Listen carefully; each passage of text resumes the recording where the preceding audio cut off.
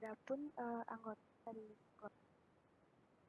ada Tribayu NIM 8 dan Krisna NIM 79, dan NIM 8, Hergita NIM 8, Kurnia Dinata NIM 82, Made Primarenada NIM 83, dan saya sendiri. Adapun outline atau bahasan yang akan kita bahas pada latar belakang kan masalah kan Dewan Pustaka, prosedur penelitian, daftar pustaka, hasil pembahasan, kesimpulan, dan daftar pustaka.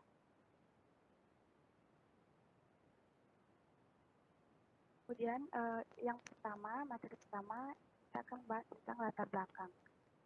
Nanti yang bertugas bisa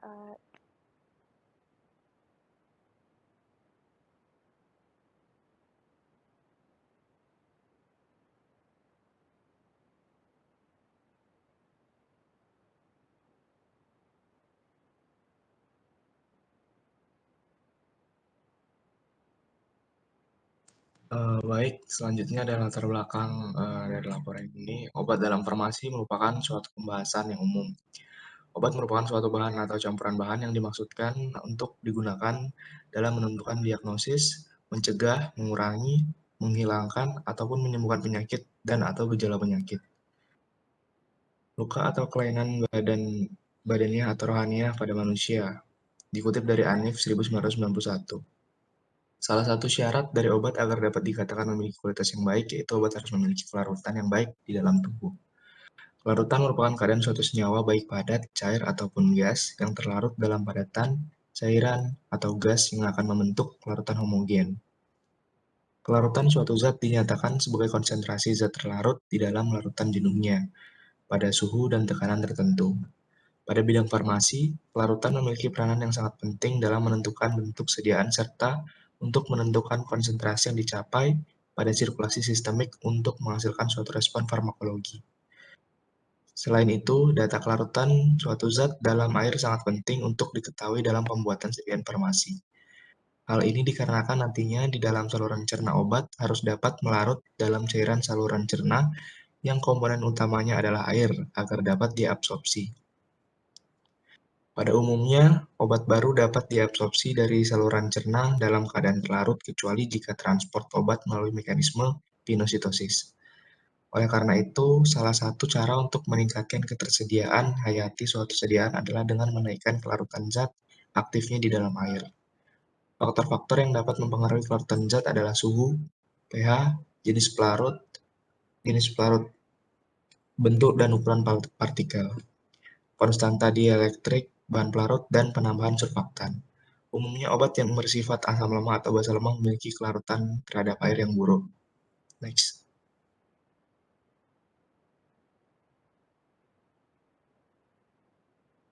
Adapun rumusan masalah pada praktikum pada kali ini adalah bagaimana pengaruh posolven terhadap larutan suatu obat. Tujuan dari praktikum ini adalah untuk mengetahui dan memahami pengaruh solvent terhadap larutan obat. Baik, selanjutnya akan lanjutkan oleh rekan saya.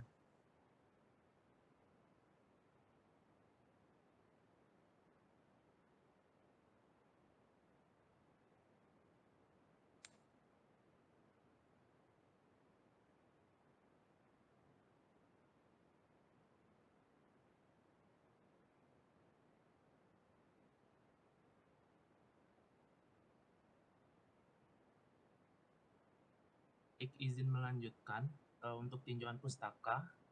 Definisi kelarutan atau solubility adalah kebanyakan senyawa dalam satuan gram yang dapat membuat jenuh larutan. Kelarutan didefinisikan sebagai konsentrasi zat terlarut dalam larutan jenuh pada temperatur tertentu. Kelarutan itu mempunyai satuan molar atau M. Lalu kelarutan suatu zat didefinisikan sebagai jumlah solut yang dibutuhkan untuk menghasilkan suatu larutan jenuh dalam sejumlah solvent. Pada suatu temperatur tertentu, suatu larutan jenuh yang bercampur dengan solut yang tidak terlarut merupakan contoh lain dari keadaan kesetimbangan dinamik. Jika kelarutan suatu zat tidak diketahui dengan pasti, kelarutannya dapat ditunjukkan dengan istilah berikut. Ini merupakan istilah-istilah kelarutan yang dikutip dari Farmakopi Indonesia. 。 Next. 。 。 。 。 。 。 。 。 。 。 . 。 。 . 。 。 。 。 。 . 。 。 。 . 。 。 . 。 。 。 。 。 . 。 。 . 。 。 Baik, selanjutnya akan lanjutkan oleh rekan saya. Lalu terdapat faktor-faktor yang mempengaruhi kelarutan. Yang pertama, sifat dari solut atau zat terlarut dan solvent atau pelarut. Zat terlarut yang sifatnya polar akan mudah larut dalam solvent yang polar, Pak. Misalnya garam-garam anorganik larut dalam air, sedangkan zat terlarut yang non-polar larut dalam solvent yang non-polar, Pak. Misalnya alkaloid basa, yang dimana umumnya senyawa organik akan larut dalam kloroform. Lalu yang kedua, kosolvensi atau zat penambah kelarutan. Kosolven adalah peristiwa kenaikan kelarutan suatu zat karena adanya penambahan pelarut lain atau modifikasi pelarut.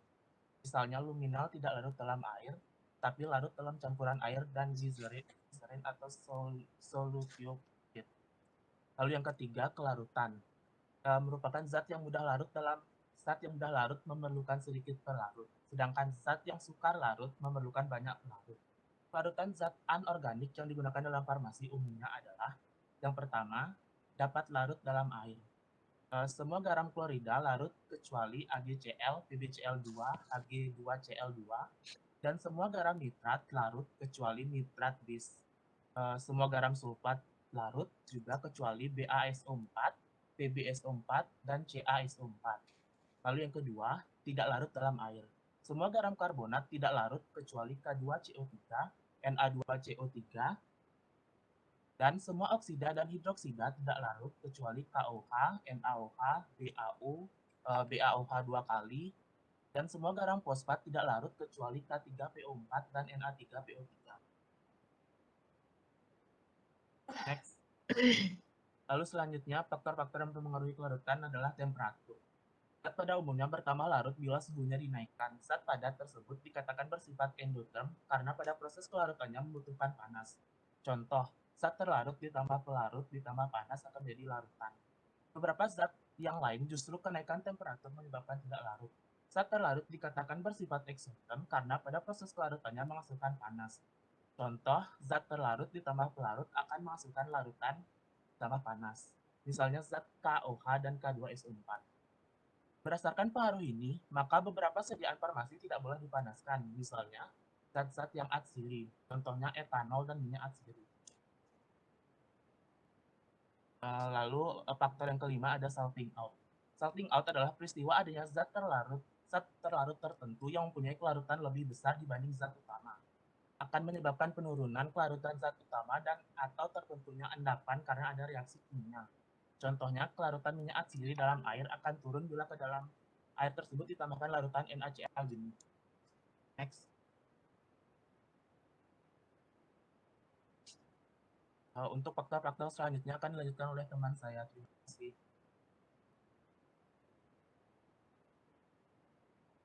Baik, selanjutnya ada salting in. Salting adalah adanya zat terlarut tertentu yang menyebabkan kelarutan zat utama dalam solvent menjadi lebih besar. Contohnya adalah riboflavin tidak larut dalam air, tapi larut dalam larutan yang mengandung nikotinamida. Kemudian ada pembentukan kompleks. Pembentukan kompleks adalah peristiwa terjadinya interaksi antara senyawa tak larut dengan zat yang larut dengan membentuk garam kompleks. Contohnya adalah iodium larut dalam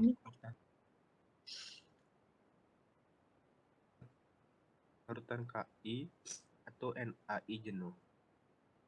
Ada pemberian bahan. Yang pertama ada alkohol, yaitu berupa cairan tidak berwarna, jernih, mudah menguap dan mudah bergerak.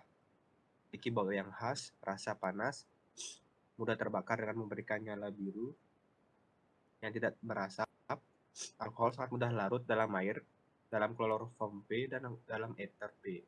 Bobot jenisnya itu 0,8119 sampai 0,8139. Penyimpanan dari alkohol sebaiknya dengan membakar rapat, terlindungi dari cahaya, tempat sejuk, jauh dari nyala api. Khasiat dari penggunaannya adalah sebagai zat tambahan. Next. Kedua ada paracetamol. Paracetamol atau acetaminophen mengandung tidak kurang dari 98% dan tidak lebih dari 101% C8H9NO2 dihitung terhadap zat anhidrat. Paracetamol berupa habur atau serbuk habur putih, tidak berbau, sedikit pahit. Kelarutan dari paracetamol yaitu larut dalam air mendidih dan dalam natrium hidroksida 1N. Serta mudah larut dalam etanol. Penyimpanan paracetamol yaitu dalam wadah tertutup rapat, tidak tembus cahaya, disimpan dalam suhu ruang, dihindarkan dari kelembapan dan panas. Khasiat dari paracetamol adalah sebagai analgetikum dan antipiretikum. Kemudian ada HCl, yaitu berupa cairan tidak berwarna, berasap, bau berangsang. Jika dihancurkan dengan 2 bagian air, asap dan bau akan hilang. Bobotnya itu per mili lebih kurang 1,18 gram. Larutan dari HCl yaitu larut dalam etanol, asam asetat, larut dalam air, penyimpanan dalam wadah tertutup rapat. Khasiat dari HCl sebagai zat tambahan. Kemudian ada NaOH.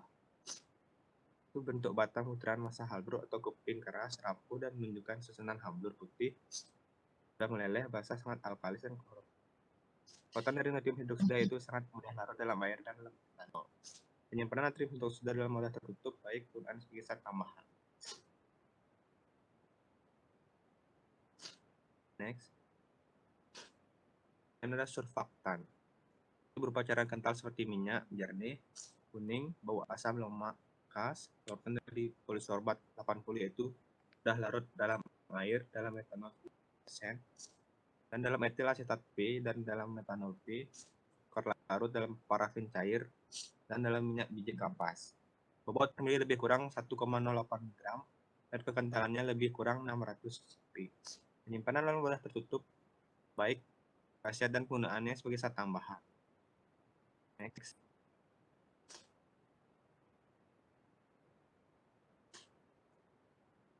Dan ada kosolven. Adalah salah satu cara untuk meningkatkan kelarutan obat adalah melalui penggunaan campuran beberapa macam jenis pelarut. Fenomena ini dikenal dengan istilah kosolvensi. Gerakan bahan pelarut di dalam pelarut campur yang mampu meningkatkan kelarutan zat disebut kosolven. Etanol, gliserin, dan propilen glikol adalah pelarut yang umum digunakan dalam bidang farmasi. Kosolvensi merupakan metode yang sangat sederhana dan efektif. Banyak digunakan untuk meningkatkan kelarutan obat yang kurang larut. Teknik konsolvensi telah banyak dilakukan untuk meningkatkan kelarutan beberapa obat antidiabetik seperti glasid, gliburid, glipisid, dan glimepirid, asipimo, flavonoid, glisin, asam ascorbat, naproxen, dan tenoxicam. Propen glikol atau propana 1-1,2 diol adalah satu jenis pelarut atau kosolven yang dapat digunakan untuk meningkatkan pelarutan suatu obat dalam formulasi sediaan cair, semi padat, dan sediaan transdermal. Suatu obat harus mempunyai kelarutan dalam air agar manjur secara terapis sehingga obat masuk ke sistem sirkulasi dan menghasilkan efek terapeutik. Untuk obat-obat yang akan dibuat dalam sediaan berbentuk larutan harus diperhatikan kelarutannya karena dapat mempengaruhi absorpsinya. Penambahan pelarut atau kosolven merupakan salah satu upaya peningkatan kelarutan suatu obat yang mempunyai kelarutan kecil atau praktis tidak larut dalam air.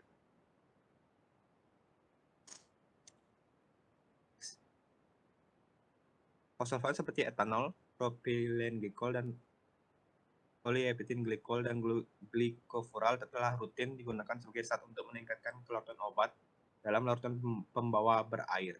Pada beberapa kasus, penggunaan kosolven yang tepat dapat meningkatkan kelarutan obat hingga beberapa kali lipat, namun bisa juga peningkatan kelarutannya sangat kecil. Bahkan dalam beberapa kasus, penggunaan kosolven dapat menurunkan kelarutan sulit dalam larutan berair. Efek peningkatan kelarutan terutama disebabkan oleh polaritas obat terhadap solvent atau air dan kosolven. Pemilihan sistem kosolven yang tepat dapat menjamin kelarutan semua komponen dalam formulasi dan meminimalkan risiko pengendapan karena pendinginan atau pengenceran oleh cairan darah. Akibatnya, hal ini akan mengurangi iritasi jaringan pada tempat administrasi obat. Selanjutnya akan dilakukan oleh teman saya.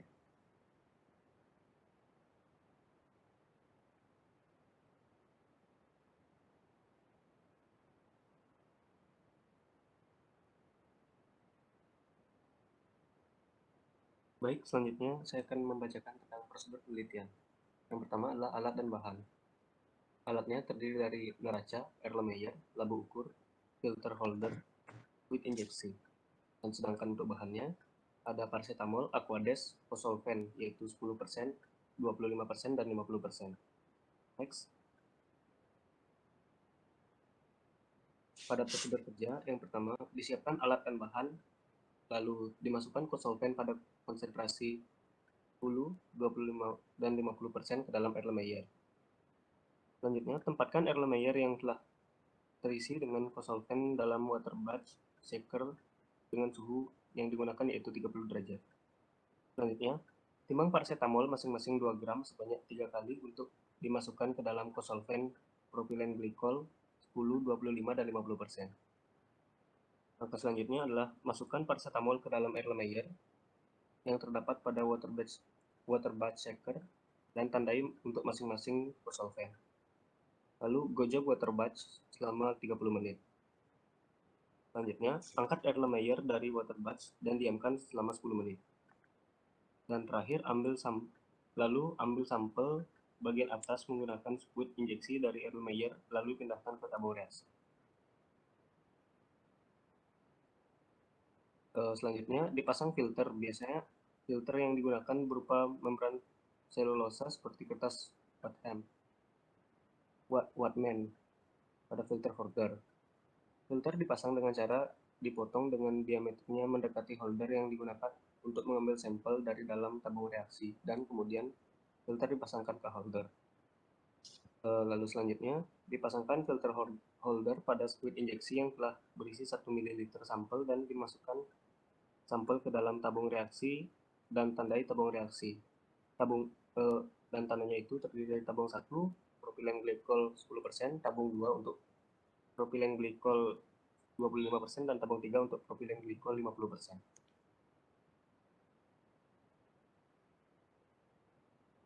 Lalu, diambil sejumlah sampel dengan menggunakan mikropipet 1 ml, kemudian dimasukkan ke dalam labu ukur 25 ml dan ditambahkan aquades sampai dengan batas 25 ml.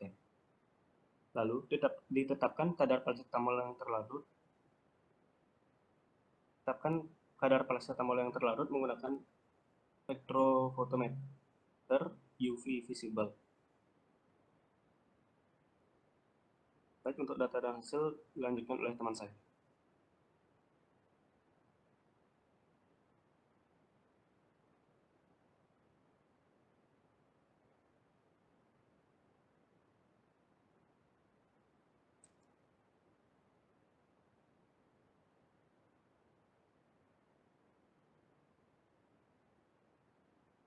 Baik, selanjutnya ada data hasil pengamatan.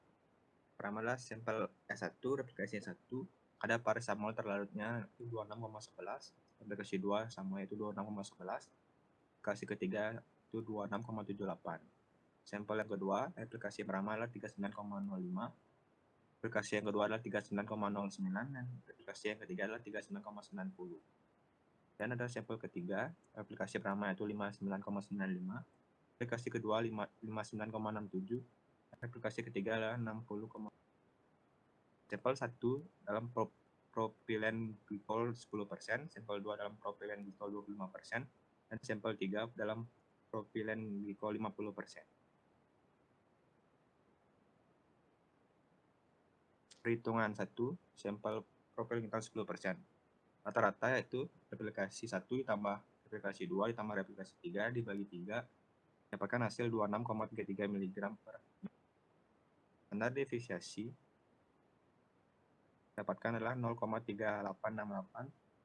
dan dibulatkan menjadi 0,387 mg per ml.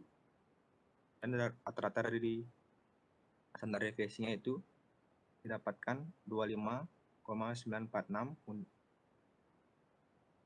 Next.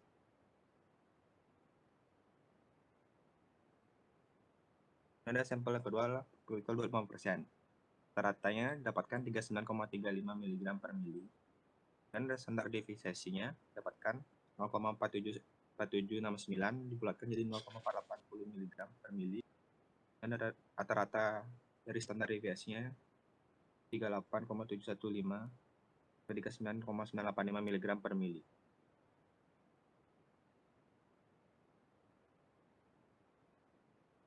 Kemudian ada sampel ketiga, rata-rata didapatkan 59,89 mg per ml. Standar deviasinya didapatkan 0,197 mg per ml. Dan rata-rata standar deviasinya didapatkan 60,087 sampai 59. 693 mg per mili.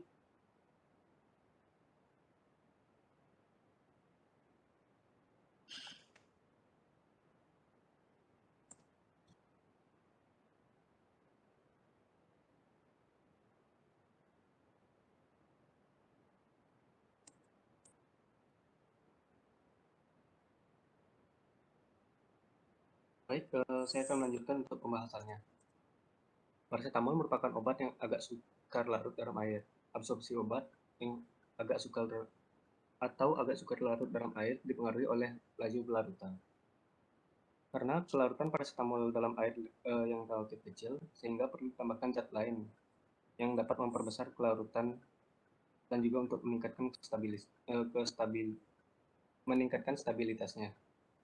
Untuk meningkatkan stabilitas paracetamol dalam sediaan cair, misalnya seperti sirup, dapat dilakukan dengan kombinasi pelarut yang digunakan, yaitu dengan menggunakan pelarut bukan air yang dapat mengurangi konsentrasi air dalam sediaan sirup paracetamol, sehingga dapat meningkatkan stabilitas paracetamol dalam sediaan sirup.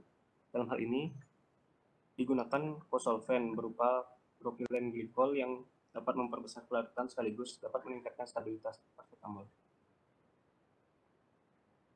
Baik, selanjutnya dilanjutkan oleh teman saya Kurnia Dinata. Baik, jadi dapat dilihat pada grafik jika konsentrasi propilen glikol itu berbanding lurus dengan konsentrasi paracetamol. Dan konsentrasi propilen glikol 50% ini akan memberikan kelarutan paling tinggi pada paracetamol, sedangkan pada konsentrasi yang paling rendah yaitu 10% akan memberikan kelarutan yang paling kecil. Nah, jadi pada perhitungan didapatkan pada kadar konsentrasi propilen glikol 10% dengan replikasi 1, 2, 3 didapatkan hasil rata-rata kadar paracetamol terlarut sebesar 26,33 mg per mili dengan standar defisiasinya yaitu 0,387 mg per mili. Lalu pada kadar 25% dengan replikasi 1, 2, dan 3 didapatkan hasil rata-rata paracetamol terlarut sebesar 39,35 mg per mililiter dengan standar defisiasinya yaitu 0,635 mg per mililiter.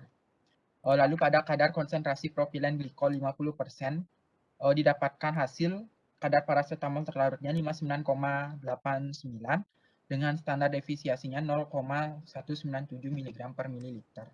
Next. Untuk meningkatkan kestabilan dan kelarutan paracetamol sendiri diperlukan adanya kosolven. Nah, pada praktikum kali ini propilen glikol sebagai kosolven telah membuktikan dapat meningkatkan kelarutan paracetamol. Paracetamol sendiri memiliki kelarutan yang kecil pada pelarut air. Jika paracetamol dilarutkan hanya menggunakan pelarut air, maka diperlukan bantuan berupa pemanasan untuk meningkatkan kelarutannya.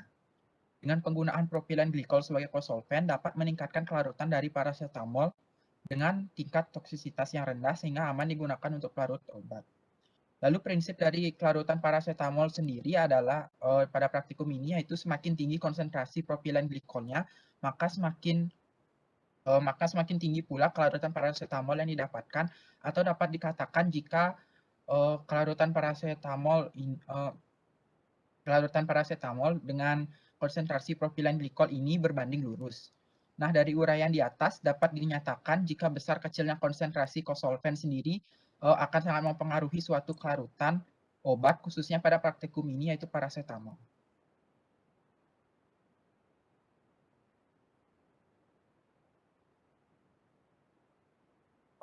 Di sini saya akan menjelaskan mengenai berdasarkan hasil di atas dapat disimpulkan bahwa pada pengujian kelarutan paracetamol, kosolven yang digunakan yaitu propilen glikol dengan konsentrasi 10, 25, dan 50%. Pada kadar konsentrasi propilen glikol 10% menghasilkan hasil rata-rata kadar paracetamol terlarut sebesar 26,33 mg per mililiter dengan standar defisiasi 0,387 mg per mililiter. Lalu pada konsentrasi propilen glikol 25% menghasilkan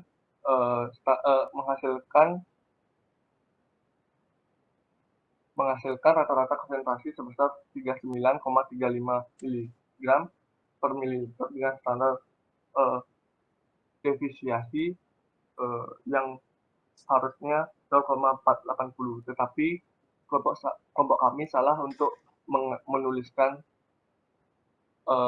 hasil defisiasi tersebut. Sedangkan pada konsentrasi propilen glikol 50% menghasilkan rata-rata konsentrasi sebesar 39,89% miligram per mililiter dengan standar defisasi 0,197 miligram per mililiter. Hal ini membuktikan bahwa semakin tinggi konsentrasi suatu konsolven yang kita gunakan, maka semakin tinggi juga kadar kelarutan suatu obat tersebut. Sekian dari saya kembalikan ke moderator.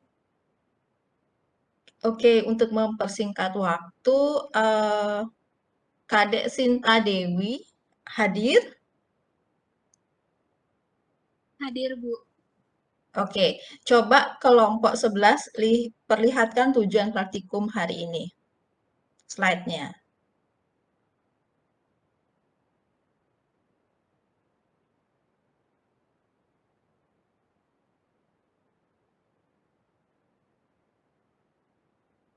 Oke, bagaimana pengaruh kosolven terhadap kelarutan suatu obat?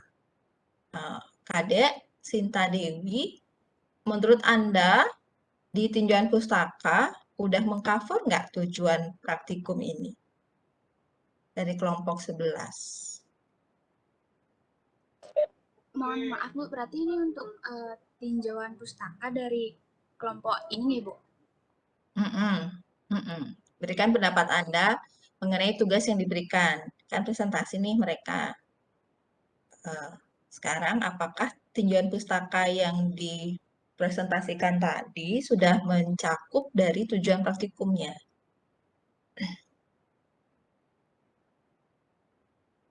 Berikan pendapat aja. Silakan. Kalau menurut saya masih kurang sih, Bu, karena belum ada kesimpulan kalau konsentrasinya bagaimana, nanti kosolvennya konsentrasi kosolvennya bagaimana, akan kelarutannya itu bagaimana juga, Bu, seperti itu.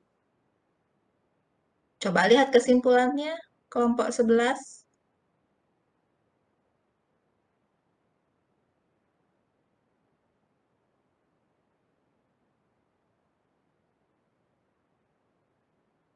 Apakah Anda setuju yang dikatakan teman Anda bahwa di latar belakang belum mencakup dari apa tujuannya sehingga di kesimpulannya nggak kelihatan bagaimana pengaruh kosolven terhadap kelarutan parasetamol?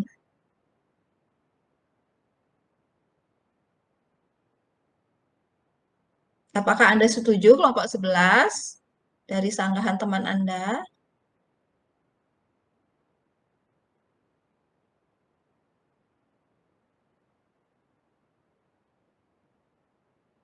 Izin 11 ini ada nomor 78 sampai 84 ya, silakan.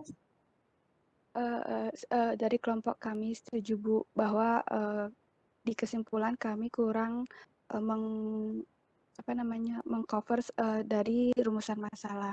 Jadi kami minta maaf. Jadi harusnya di kesimpulan ada bahasa apa? Silahkan, ini untuk dari Anda untuk Anda lagi ya. Sehingga tujuan praktikum kita untuk kelarutan ini dapat tercapai, nggak kemana-mana. Silahkan, harusnya seperti apa?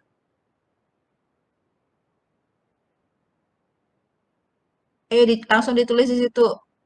Ada bisa kan buatnya?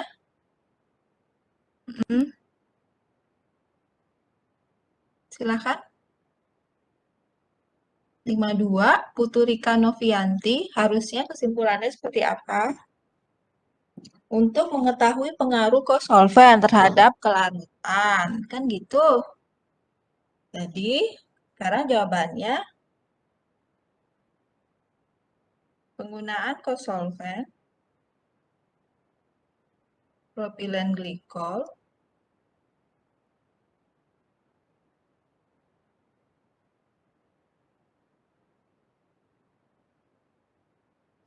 Mbak Rika Novianti.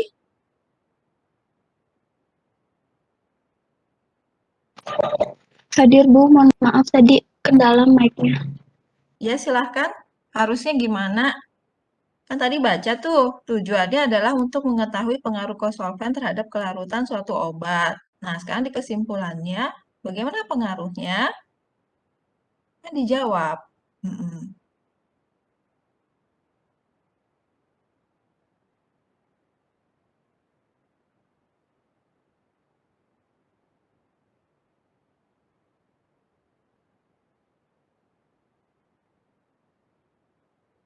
Kadek Ratna Sari Dewi, silahkan. Jadi nggak aktif nggak akan dapat nilai ya. Silahkan. Kadek Ratna Sari Dewi.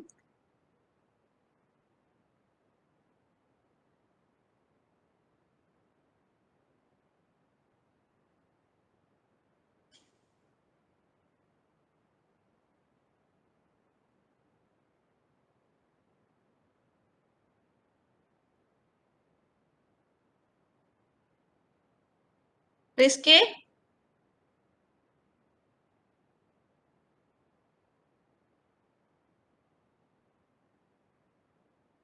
Kelompok 11 tolong perlihatkan grafik hubungan antara konsentrasi kosolven dengan kelarutan yang Anda buat. Silahkan, Rizky. Dari hasil yang dibuat di sini, Anda bisa simpulkan apa dari grafik ini?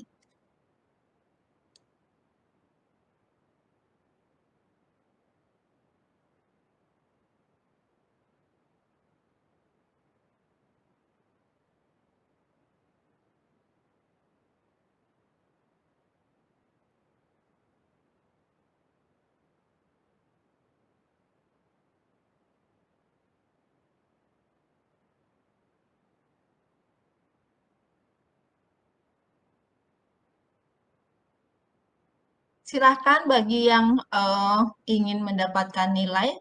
Kalau tidak, saya akhiri nih praktikumnya. Izin menjawab, Ibu. Izin mencoba menjawab. Baik, Ibu, mohon maaf nanti apabila salah. Kalau Oke, langsung sepengertian aja, nggak usah. Nggak ada yang salah di sini. Ayo, berani Baik. untuk mengungkapkan pendapat. Silahkan. Baik, terima kasih Ibu. Kalau menurut saya, itu dari grafiknya itu dapat dilihat bahwa propilen glikol 50% itu memberikan kelarutan yang paling tinggi pada parastamol dalam praktikum ini. Dan konsentrasi propilen glikol 10% itu memberikan kelarutan yang paling rendah. Kemudian, apabila kita perhatikan kembali di grafiknya, terlihat pada grafik itu bahwa kelarutan parastamol itu meningkat seiring dengan peningkatan konsentrasi yang digunakan pada propilen glikol. Untuk kesimpulannya tadi, menurut saya mungkin bisa ditambahkan mengenai konsentrasi tadi bahwa 50% akan mendapatkan kelarutan yang baik, sementara 10% itu kelarutannya tidak sebaik 50%. Kemudian disimpulkan bahwa pada praktikum ini dapat diambil kesimpulan bahwa semakin besar konsentrasi kosolven yang digunakan, maka akan semakin tinggi atau semakin baik kelarutan suatu obat atau sampel, dalam hal ini parastamol. Begitu pula sebaliknya, semakin kecil konsentrasi kosolven yang kita gunakan, maka akan semakin rendah kelarutan suatu obat atau sampel, dalam hal ini parastamol yang kita gunakan. Artinya, bahwa besar kecilnya konsentrasi kosolven itu akan memberikan pengaruh pada kelarutan suatu obat. Seperti itu, Ibu. Terima kasih. Oke, siapa tadi yang bicara ya? Kok nggak ke-record ke sini ya? Mohon maaf, Ibu. Saya Yaya Nasrin, NIM 51. Diperbaiki ya kesimpulannya. Jadi kita nggak langsung seperti ini ya, kesimpulan itu berdasarkan fakta percobaan, ini percobaan. Oke, jadi Anda nggak bisa declare bahwa semakin meningkatnya konsentrasi kosolven dapat meningkatkan kelarutan suatu obat. Ingat, sampel Anda kosolvennya hanya propilen glikol, sedangkan obatnya adalah paracetamol. Ya, jadi penggunaan kosolven mampu meningkatkan kelarutan. Penggunaan kosolven propilen glikol dapat meningkatkan kelarutan paracetamol. Peningkatan konsentrasi propilen glikol mampu meningkatkan kelarutan paracetamol. Ini fakta. bukan teori lagi. Ini praktikum ya. Jadi Anda tidak boleh declare secara umum, sedangkan sampel Anda hanya paracetamol, sedangkan kosolven Anda hanya propilen glikol. Di tinjauan pustaka kelompok 11 tadi udah banyak sekali yang dibahas gitu ya, tapi tidak berkaitan dengan kosolvensi. Nah, coba lihat di tinjauan pustaka dulu. Tinjauan pustaka di OASA saya minta apa itu kosolvensi, kan gitu, apa itu kelarutan, kan itu aja. Ya, iya nggak? Jadi jangan kemana-mana, karena kita hanya mencoba melakukan praktikumnya pengaruh kosolven terhadap kelarutan paracetamol. Oke, ini Anda boleh buat nih, sehingga Anda tahu nih, kalau misalnya paracetamol Anda larutkan di air sifatnya akan seperti apa. Dia agak sukar larut, karena 1:70, kan gitu. Sehingga Anda butuh yang namanya eksipien kedua yang mampu meningkatkan kelarutan paracetamol. Oke, banyak cara, Anda udah tahu secara teoritis yang itu udah didapatkan di kuliah sebenarnya, harusnya udah dapat. Sekarang lanjut ke bawah nih, di tinjauan pustaka Anda di slide berikutnya, kelompok 11. Nah ini, oke, Anda boleh membuat seperti ini, tapi Anda harus fokus ke si paracetamolnya gitu. Apakah paracetamol ini ada nih pustaka-pustaka yang menggunakan yang namanya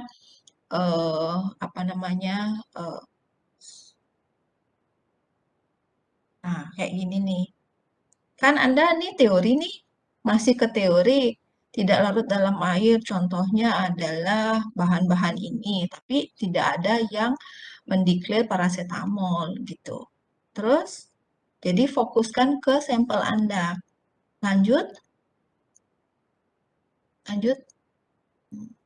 Nah, ini salting out. Ini masih teori banget nih. Nah, sedangkan si kosolvennya mana tinjauan pustakanya? Coba lihat. Anda nak tirikan dia. Ada nggak kosolven? Kosolven kayak gini nih. Anda buatnya gini. Jadi kalau orang yang lihat presentasi Anda membosankan. Anda copy paste buat Anda, terus Anda buat di PPT ini. Anda nggak bisa menjelaskan bagaimana sih pengaruh kosolven ini terhadap peningkatan kelarutan sesuai dengan teori harusnya. Coba dijelaskan. Ada yang bisa nggak? Kenapa sih penggunaan kosolven ini ternyata mampu meningkatkan kelarutan paracetamol? Jadinya base-nya harusnya teori. Apa yang terjadi antara air dengan misalnya propilen glikol? Apa yang terjadi di situ? Bisa dijelaskan nggak? Kalau Anda baca di tinjauan pustaka yang banyak ini, bisa jelaskan kelompok 11 poin Anda di tinjauan pustaka kosolven ini apa? Bisa nggak menjelaskan fenomena fakta yang di belakang tadi? Karena tinjauan pustaka itu adalah bagaimana meng-guideline pola pikir kita sehingga kita bisa menjelaskan fenomena yang akan dihasilkan. Ini jadi untuk membuat hipotesis akhirnya. Itu namanya tinjauan pustaka. Jadi dugaan sementara bahwa penggunaan propilen glikol itu bisa meningkatkan kelarutan paracetamol. Coba, saya guideline Anda bagaimana membuat pola pikir yang simple to the point tapi komprehensif. 59. Bisa nggak, Florencia?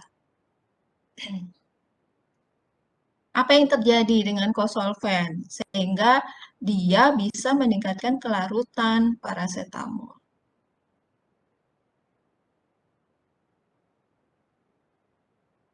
Florencia, hadir?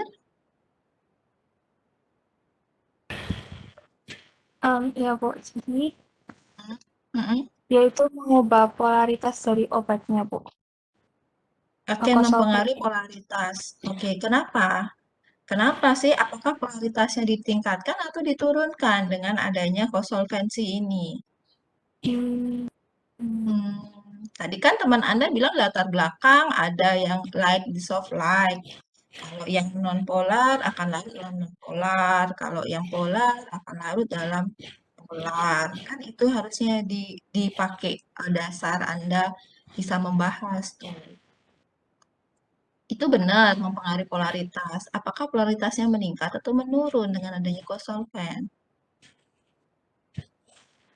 Mungkin polaritasnya bisa dekat, menjadi lebih dekat antara pelarut dengan solvennya. Tujuannya kan untuk melarutkan paracetamol, ya kan? Paracetamol itu cenderung polar atau polar, sehingga Anda butuh sesuatu yang sama dengan si paracetamolnya gitu logikanya. Iya. Gimana? Anda butuh pelarut yang seperti apa sih untuk paracetamol? Coba lihat, paracetamol tinjuan pusaka buat nggak? Tadi kan ada HCl atau NaOH.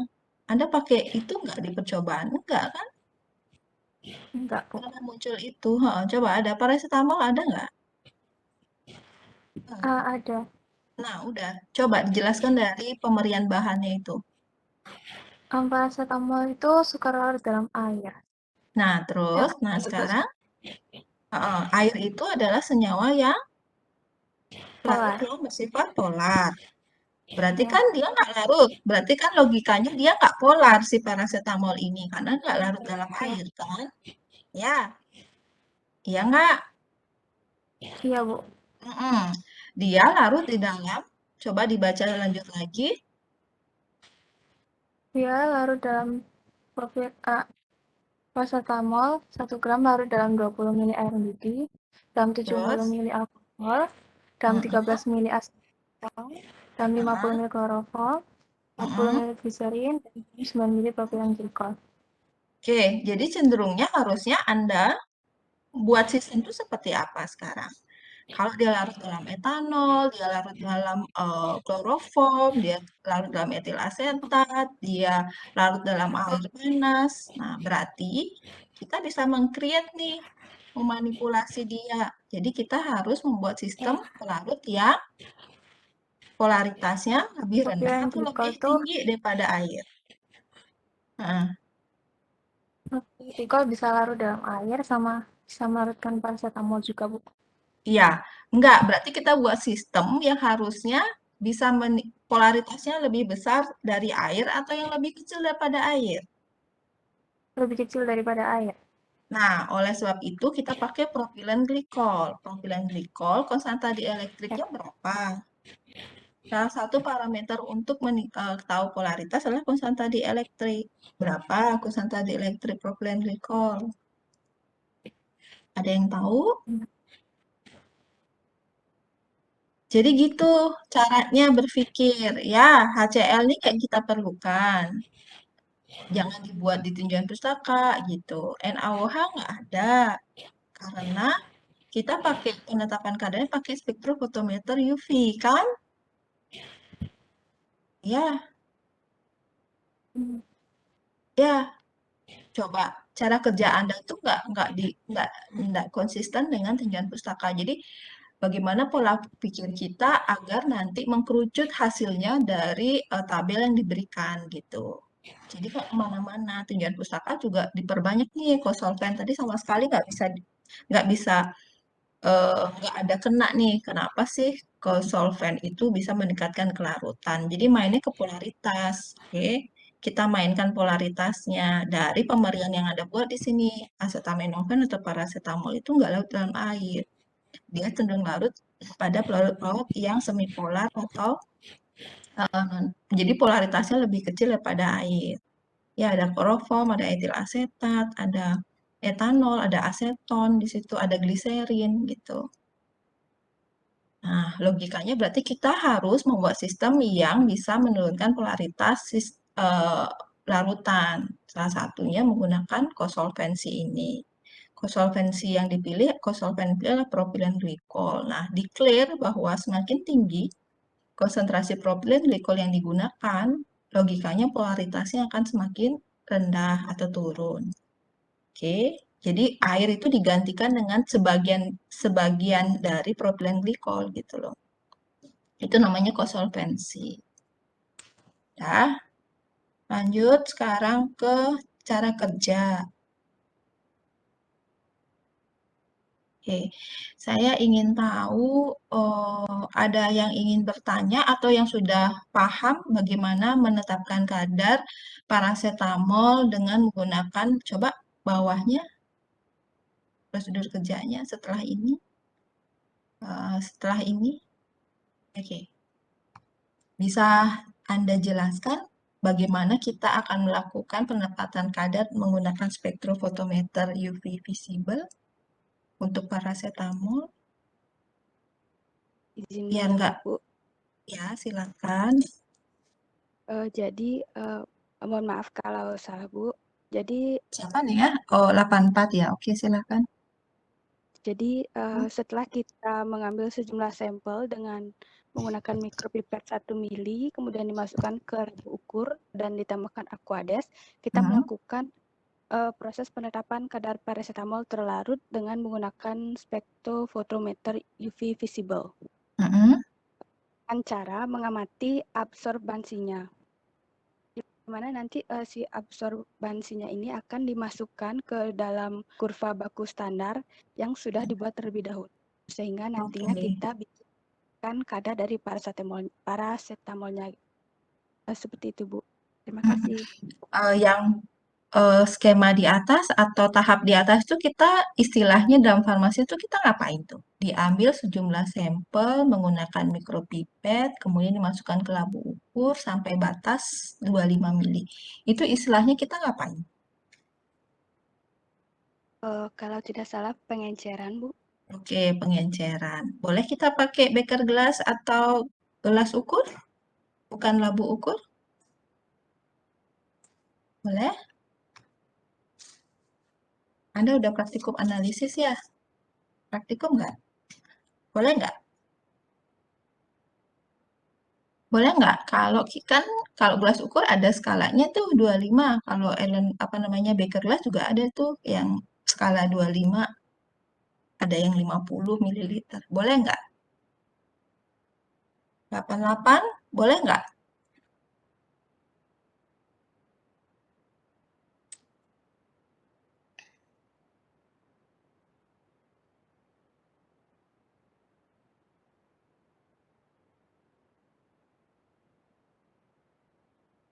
Delapan 9? Bisa tidak kita pakai gelas labu ukur yang dibuat skema di depan, dalam skema di depan, kita ganti dengan gelas ukur yang punya skala dengan volume 25 mili atau beker gelas pada volume 25 atau 50 ml. Kan ada skalanya juga, boleh nggak?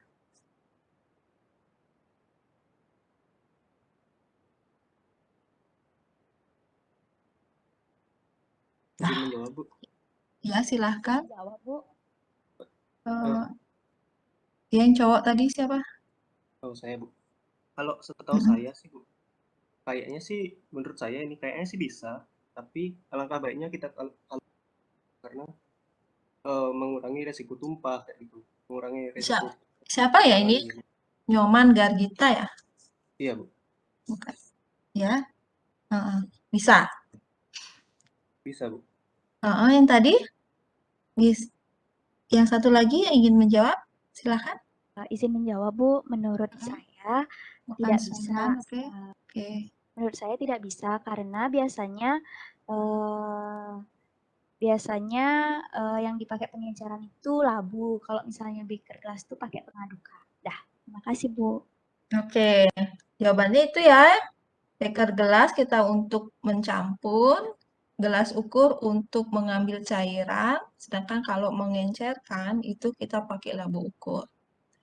Oke, simple banget pertanyaannya, tapi kalau itu nggak ditanyakan, akhirnya kita salah nanti.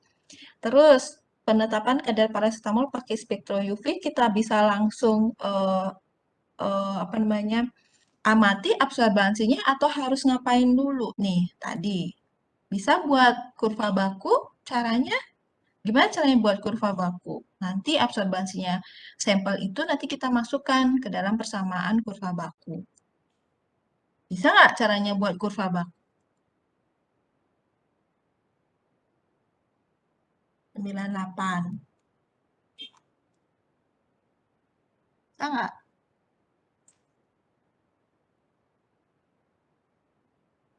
Gimana caranya membuat kurva baku?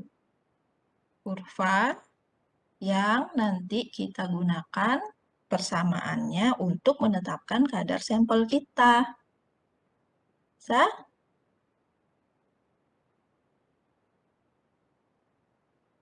Ada yang mau jawab? Silahkan. Izin menjawab, Bu. Ya, 8. Siapa sih? Saya NIM 98, Bu. Oh ya, silahkan. Ayo. Untuk kurva baku yang saya tahu itu, jadi kita buat perbandingan. Jadi di garis garis X itu nanti kita bisa taruh konsentrasinya, perbandingan konsentrasinya mungkin 4, 8, 12. Lalu di garis Y. Oke, gimana caranya buat standar 4 atau 8 atau 12? Gimana? Anda bisa bayangkan nggak bagaimana Anda membuat kurva baku? Kan sebelum dapat data, apa yang Anda kerjakan? Mungkin menghitung terlebih dahulu, Bu, konsentrasi. Baru setelah itu di itu kita biar lebih mudah juga untuk dibuat skalanya itu, mungkin kalau misalnya konsentrasinya kita dapat 2, sekian gitu, skalanya bisa kita dekatkan di situ, Bu. Jadi kalau misalnya Anda rencananya mau buat stok berapa nih? Bagaimana, Bu? Anda rencananya membuat stok konsentrasi paracetamol standarnya berapa? Standar untuk yang ini, Bu, konsentrasinya itu saya masih kurang paham sih, Bu, untuk konsentrasinya Kalian stoknya. udah kuliah analisis nggak? Ada semester 3 ya sekarang. Ada nggak kuliah analisis yang berhubungan dengan penetapan kadar? Sudah kuliah belum? Sudah dapat teorinya belum? Mohon maaf Ibu, kalau untuk Anfarnya sendiri belum, cuma dapat Kimor sama Mektom, Bu. Kalau untuk analisis. Sekarang tugas Anda di Farpis ini, kita tidak hanya meng-create suatu sistem yang bisa mengubah sifat psikokimia bahan, tapi di sini ada penetapan kadar, kan gitu. Nah, kalau misalnya seandainya ini praktikumnya sudah di lab, seharusnya hal-hal ini sudah Anda siapkan di rumah bagaimana kita melakukan penetapan kadar seperti ini. Harus dicari. Nanti yang namanya mahasiswa, Anda tidak di guideline step by step, tidak. Jadi semua udah harus dipersiapkan di rumah. Oke. Kalau ini terjadi, berarti nanti Anda belum siap nih kalau kita masuk lab. Karena Anda hanya mengetik aja bagaimana prosedur pembuatan UV, penetapan kadar paracetamol menggunakan UV. Harusnya Anda belajar. Coba dicari ya bagaimana Anda membuat kurva baku. Yang pertama, Anda harus buat stok dulu. Kemudian Anda harus buat yang namanya seri konsentrasi standar. Entah 5 ppm, entah 10, sampai dengan 100, bagaimana Anda mengambil dari stok paracetamol standar tersebut.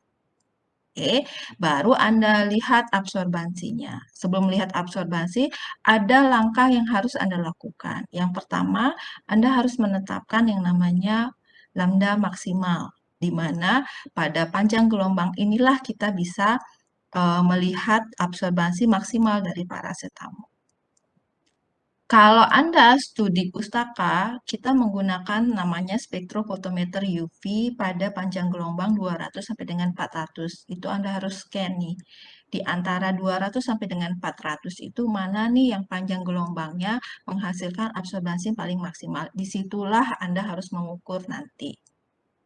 Oke, itu namanya penetapan panjang gelombang maksimum. Anda harus scan gitu ya absorbansi sampel Anda atau standar Anda pada panjang gelombang 200 sampai dengan 400 nanometer. Oke, karena di situ adalah UV-nya. Panjang gelombang UV. Dan kalau di pustaka, kalau Anda search di situ sudah banyak yang mendapatkan bahwa paracetamol menghasilkan absorbansi maksimal pada 240 sampai dengan 248. Nanti Anda bisa set UV Anda pada panjang gelombang sekianlah untuk menetapkan kadar paracetamol. Oke, nanti mungkin ada yang validasi juga metodenya ada operating time. Berapa sih waktu kita mereaksikan kan tadi ada Anda ambil dari apa namanya beker dari Erlenmeyer, kemudian Anda ambil pakai pipette holder. Anda masukkan ke tabung kan. Nah, situ namanya operating time. Mendiamkan sampel Anda berapa menit sih sehingga dia bisa menghasilkan absorbansi yang maksimal. Itu ada. Oke, ada 1 sampai dengan 10 menit kita diamkan. Pada waktu berapakah si operating time ini bisa maksimal? Misalnya kalau 6 menit ya Anda diamkan harus sampel Anda 6 menit sebelum Anda ukur absorbansinya. Oke, banyak sekali yang harus Anda cari lagi ya di petunjuk ini sehingga nanti tujuan praktikum Anda nanti dapat data yang kami berikan tabel itu Anda tahu bagaimana mendapatkan data ini seandainya nanti saya praktikum. Nah, itu yang kita lakukan sebenarnya nanti di lab kalau praktikum basah ya. Jadi langkah kerja bagaimana membuat stok, bagaimana membuat kurva baku, nah itu harusnya ditambahkan, oke, atau dicari, ya. Nanti di pembahasan nanti Anda harus tambahkan nih kelompok 11 atau kelompok-kelompok yang lain membuat laporan akhir. Bagaimana mekanisme kosolven yang kita jelaskan tadi bisa meningkatkan kelarutan paracetamol. Cari konsentrasi elektrik air itu berapa, konsentrasi elektrik propilen glikol itu berapa. Sehingga polaritas sistemnya akan berubah. Apakah dia jadi turun, apakah dia naik, sehingga kelarutannya akan meningkat. Lihat aja pemberian dari paracetamol Anda, karakteristiknya. Oke. Itu saja yang ingin saya sampaikan dari praktikum ini. Kita nggak perlu terlalu jauh ya, tinjauan pustaka tidak terlalu teoritis karena kita udah praktikum. Jadi hal-hal yang tidak berhubungan dengan tujuan praktikum, jadi di skip aja ya. Anda harus gali lebih dalam dari faktor yang kita lakukan di praktikum ini, terutama kosolven. Itu aja yang digali lebih dalam lagi. Dah? Oke, saya mohon maaf saya akhiri pertemuan ini karena harus menuju lab saat ini untuk menyelesaikan pekerjaan yang urgent saya lakukan. Ada pertanyaan sebelum saya akhiri pertemuan ini?